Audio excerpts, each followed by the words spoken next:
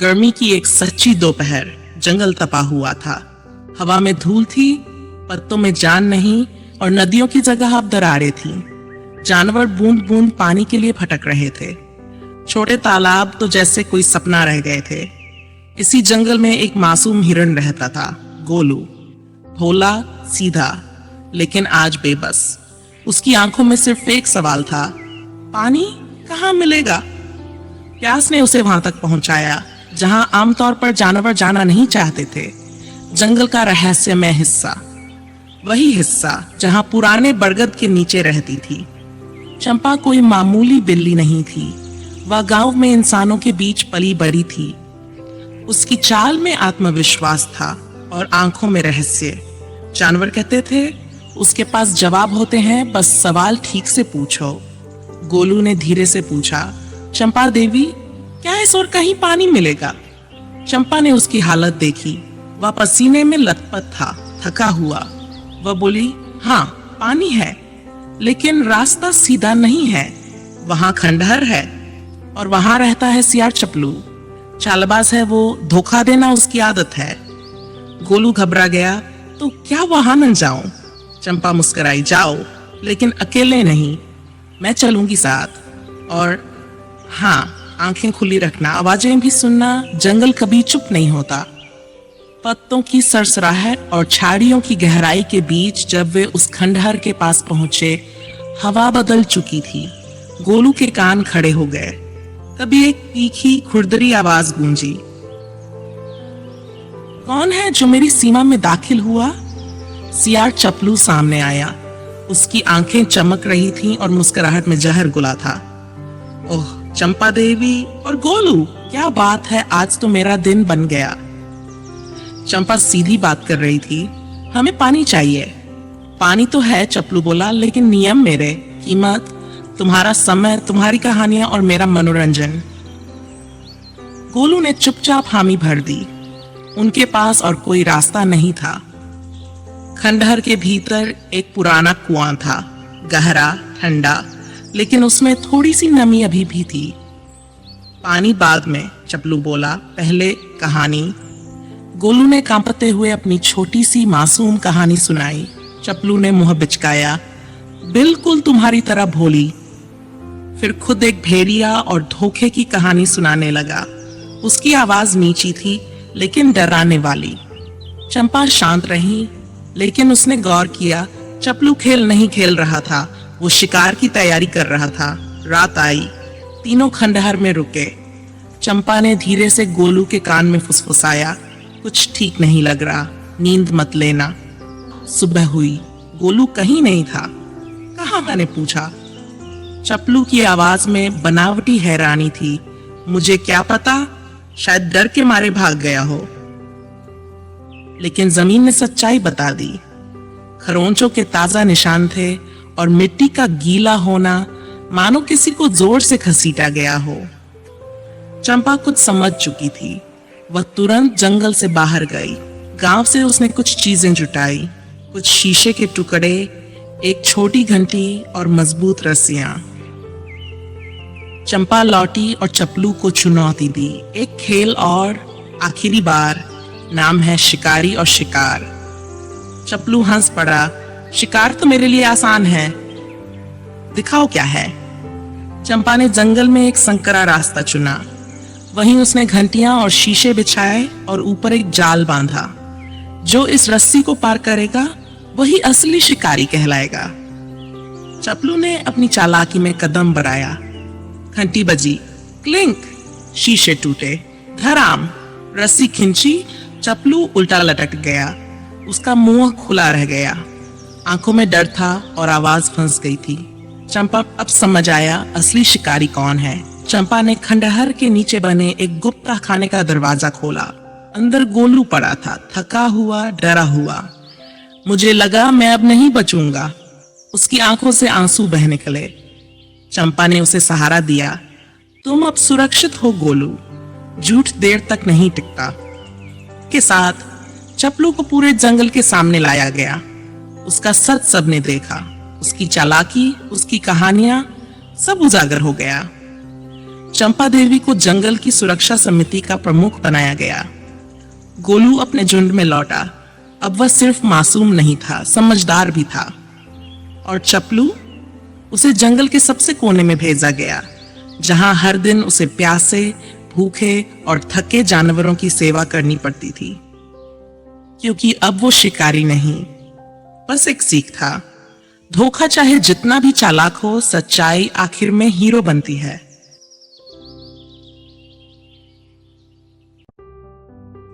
गर्मी की एक सच्ची दोपहर, जंगल तपा हुआ था। हवा में धूल थी, पत्तों में जान नहीं, और नदियों की जगह अब दरारें थी। जानवर बूंद बूंद पानी के लिए भटक रहे थे। छोटे तालाब तो जैसे कोई सपना रह गए थे। इसी जंगल में एक मासूम हिरण रहता था, गोलू। भोला, सीधा, लेकिन आज बेबस। उसकी आंखों में सिर्फ एक सवाल था, पानी कहाँ मिलेगा? प्यास ने उसे वहां तक पहुंचाया जहां आमतौर पर जानवर जाना नहीं चाहते थे। जंगल का रहस्यमय हिस्सा, वही हिस्सा जहां पुराने बरगद के नीचे रहती थी। चंपा कोई मामूली बिल्ली नहीं थी, वह गांव में इंसानों के बीच पली बड़ी थी। उसकी चाल में आत्मविश्वास था और आंखों में रहस्य। जानवर कहते थे, उसके पास जवाब होते हैं, बस सवाल ठीक से पूछो। गोलू ने धीरे से पूछा, चंपा देवी, क्या इस और कहीं पानी मिलेगा? चंपा ने उसकी हालत देखी। वह पसीने में लथपथ था, थका हुआ। वह बोली, हाँ पानी है, लेकिन रास्ता सीधा नहीं है। वहां खंडहर है और वहां रहता है सियार चपलू। चालबाज है वो, धोखा देना उसकी आदत है। गोलू घबरा गया, तो क्या वहां न जाऊं? चंपा मुस्कुराई, जाओ, लेकिन अकेले नहीं, मैं चलूंगी साथ। और हाँ, आंखें खुली रखना, आवाजें भी सुनना। जंगल कभी चुप नहीं होता। पत्तों की सरसराहट और झाड़ियों की गहराई के बीच जब वे उस खंडहर के पास पहुंचे, हवा बदल चुकी थी। गोलू के कान खड़े हो गए। तभी एक तीखी खुरदरी आवाज गूंजी, कौन है जो मेरी सीमा में दाखिल हुआ? सियार चपलू सामने आया। उसकी आंखें चमक रही थीं और मुस्कुराहट में जहर घुला था। ओह, चंपा देवी और गोलू, क्या बात है, आज तो मेरा दिन बन गया। चंपा सीधी बात कर रही थी, हमें पानी चाहिए। पानी तो है, चपलू बोला, लेकिन नियम मेरे, कीमत तुम्हारा समय, तुम्हारी कहानियां और मेरा मनोरंजन। गोलू ने चुपचाप हामी भर दी। उनके पास और कोई रास्ता नहीं था। खंडहर के भीतर एक पुराना कुआं था, गहरा, ठंडा, लेकिन उसमें थोड़ी सी नमी अभी भी थी। पानी बाद में, चपलू बोला, पहले कहानी। गोलू ने कांपते हुए अपनी छोटी सी मासूम कहानी सुनाई। चपलू ने मुंह बिचकाया, बिल्कुल तुम्हारी तरह भोली। फिर खुद एक भेड़िया और धोखे की कहानी सुनाने लगा। उसकी आवाज नीची थी, लेकिन डराने वाली। चंपा शांत रही, लेकिन उसने गौर किया, चपलू खेल नहीं खेल रहा था, वो शिकार की तैयारी कर रहा था। रात आई, तीनों खंडहर में रुके। चंपा ने धीरे से गोलू के कान में फुसफुसाया, कुछ ठीक नहीं लग रहा, नींद मत लेना। सुबह हुई, गोलू कहीं नहीं था। कहाँ? मैंने पूछा। चपलू की आवाज में बनावटी हैरानी थी। मुझे क्या पता, शायद डर के मारे भाग गया हो। लेकिन जमीन ने सच्चाई बता दी। खरोंचों के ताजा निशान थे और मिट्टी का गीला होना मानो किसी को जोर से घसीटा गया हो। चंपा कुछ समझ चुकी थी। वह तुरंत जंगल से बाहर गई। गांव से उसने कुछ चीजें जुटाई, कुछ शीशे के टुकड़े, एक छोटी घंटी और मजबूत रस्सियां। चंपा लौटी और चपलू को चुनौती दी, एक खेल और, आखिरी बार। नाम है शिकारी और शिकार। चपलू हंस पड़ा, शिकार तो मेरे लिए आसान है, दिखाओ क्या है। चंपा ने जंगल में एक संकरा रास्ता चुना। वहीं उसने घंटियां और शीशे बिछाए और ऊपर एक जाल बांधा। जो इस रस्सी को पार करेगा वही असली शिकारी कहलाएगा। चपलू ने अपनी चालाकी में कदम बढ़ाया। घंटी बजी, क्लिंक, शीशे टूटे, धड़ाम, रस्सी खिंची, चपलू उल्टा लटक गया। उसका मुंह खुला रह गया। आंखों में डर था और आवाज फंस गई थी। चंपा अब समझ आया असली शिकारी कौन है। चंपा ने खंडहर के नीचे बने एक गुप्त खाने का दरवाजा खोला। अंदर गोलू पड़ा था, थका हुआ, डरा हुआ। मुझे लगा मैं अब नहीं बचूंगा। उसकी आंखों से आंसू बह निकले। चंपा ने उसे सहारा दिया। तुम अब सुरक्षित हो गोलू, झूठ देर तक नहीं टिकता। के साथ चपलू को पूरे जंगल के सामने लाया गया। उसका सच सबने देखा। उसकी चालाकी, उसकी कहानियां सब उजागर हो गया। चंपा देवी को जंगल की सुरक्षा समिति का प्रमुख बनाया गया। गोलू अपने झुंड में लौटा। अब वह सिर्फ मासूम नहीं था, समझदार भी था। और चपलू, उसे जंगल के सबसे कोने में भेजा गया, जहां हर दिन उसे प्यासे, भूखे और थके जानवरों की सेवा करनी पड़ती थी। क्योंकि अब वो शिकारी नहीं, बस एक सीख था। धोखा चाहे जितना भी चालाक हो, सच्चाई आखिर में हीरो बनती है।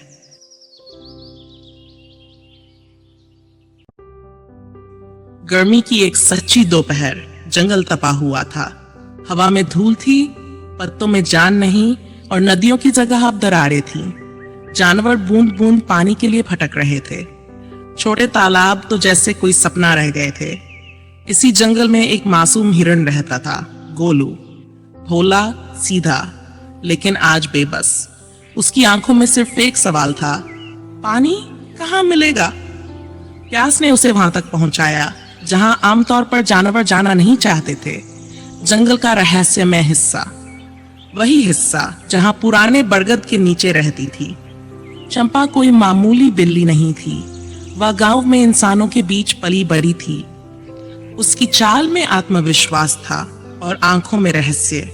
जानवर कहते थे, उसके पास जवाब होते हैं, बस सवाल ठीक से पूछो। गोलू ने धीरे से पूछा, चंपा देवी, क्या इस और कहीं पानी मिलेगा? चंपा ने उसकी हालत देखी। वह पसीने में लथपथ था, थका हुआ। वह बोली, हाँ पानी है, लेकिन रास्ता सीधा नहीं है। वहां खंडहर है और वहां रहता है सियार चपलू। चालबाज है वो, धोखा देना उसकी आदत है। गोलू घबरा गया, तो क्या वहां न जाऊं? चंपा मुस्कुराई, जाओ, लेकिन अकेले नहीं, मैं चलूंगी साथ। और हाँ, आंखें खुली रखना, आवाजें भी सुनना। जंगल कभी चुप नहीं होता। पत्तों की सरसराहट और झाड़ियों की गहराई के बीच जब वे उस खंडहर के पास पहुंचे, हवा बदल चुकी थी। गोलू के कान खड़े हो गए। तभी एक तीखी खुरदरी आवाज गूंजी, कौन है जो मेरी सीमा में दाखिल हुआ? सियार चपलू सामने आया। उसकी आंखें चमक रही थीं और मुस्कुराहट में जहर घुला था। ओह, चंपा देवी और गोलू, क्या बात है, आज तो मेरा दिन बन गया। चंपा सीधी बात कर रही थी, हमें पानी चाहिए। पानी तो है, चपलू बोला, लेकिन नियम मेरे, कीमत तुम्हारा समय, तुम्हारी कहानियां और मेरा मनोरंजन। गोलू ने चुपचाप हामी भर दी। उनके पास और कोई रास्ता नहीं था। खंडहर के भीतर एक पुराना कुआं था, गहरा, ठंडा, लेकिन उसमें थोड़ी सी नमी अभी भी थी। पानी बाद में, चपलू बोला, पहले कहानी। गोलू ने कांपते हुए अपनी छोटी सी मासूम कहानी सुनाई।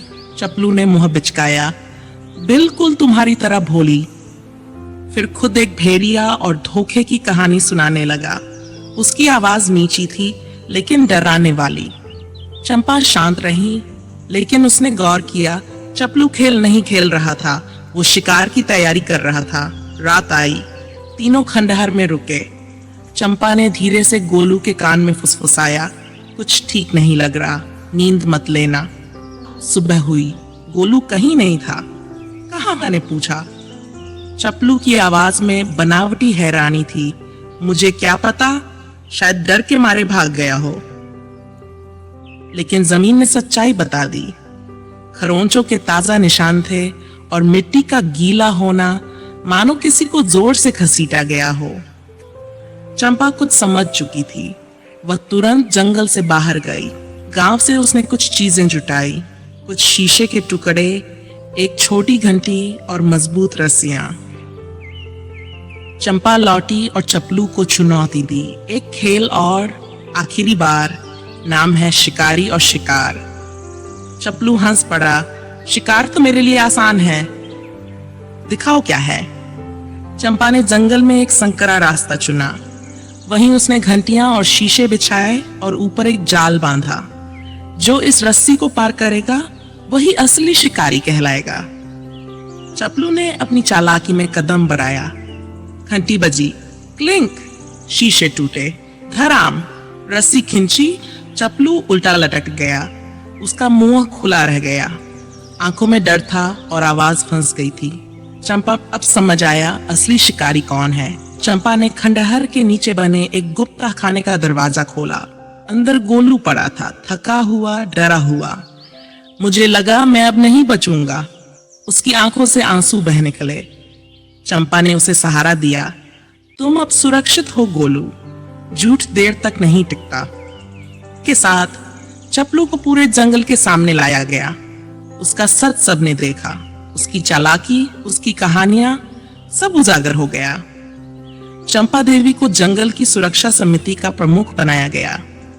गोलू अपने झुंड में लौटा। अब वह सिर्फ मासूम नहीं था, समझदार भी था। और चपलू, उसे जंगल के सबसे कोने में भेजा गया, जहां हर दिन उसे प्यासे, भूखे और थके जानवरों की सेवा करनी पड़ती थी। क्योंकि अब वो शिकारी नहीं, बस एक सीख था। धोखा चाहे जितना भी चालाक हो, सच्चाई आखिर में हीरो बनती है।